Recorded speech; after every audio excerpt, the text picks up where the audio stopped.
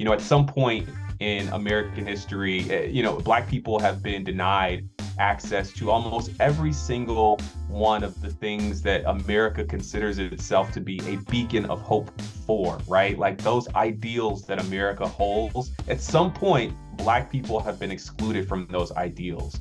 And yet, at every point throughout American history, Black people have fought for America to be America for everyone.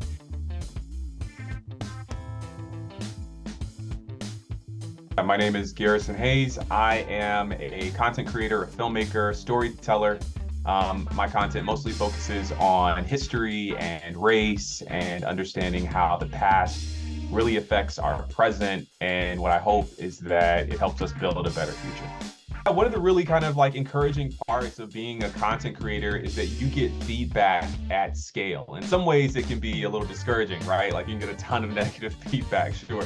But sometimes I've seen in my comment section where people are like, hey, I hadn't thought of it that way before. I hadn't considered this thing. And in the conversation around race and racism and the way that Black and white and Latino and Native and Asian and all these people kind of the way we all come together and interact, it's awesome to see that it's still possible for hearts and minds to be changed, right?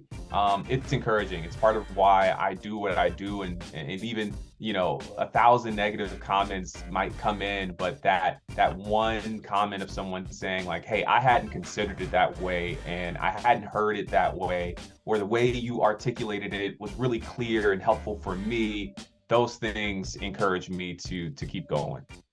And so much of what we saw in 2020, and of course, what we saw in 2021, and all the way till today, so many of those things have an analog. They have a connection to something that happened in the past. And so, really looking back at history helps us really kind of like see into the future in some ways. And I felt like that was missing from the conversation. It was a lot of like, we've got to do better, and let's hold like conversations and panels. But I didn't feel like people were really digging into the issues in a way that was satisfying to me. And I thought the best way for me to kind of meet that desire was to jump in and start creating content that I wanted to see. And the beautiful thing about the internet and thinking about Gen Z specifically is like they've been exposed in many ways from a very young age to a wide-ranging set of ideas. Which I think lends itself to some of the openness we see, some of the progressiveness even that we see. And these things are really beautiful. It's beautiful to watch, a generation that's been exposed to the LGBTQ community and has a great deal of empathy and passion for advocacy on behalf of marginalized groups, across all people groups. And so it's really awesome to see that.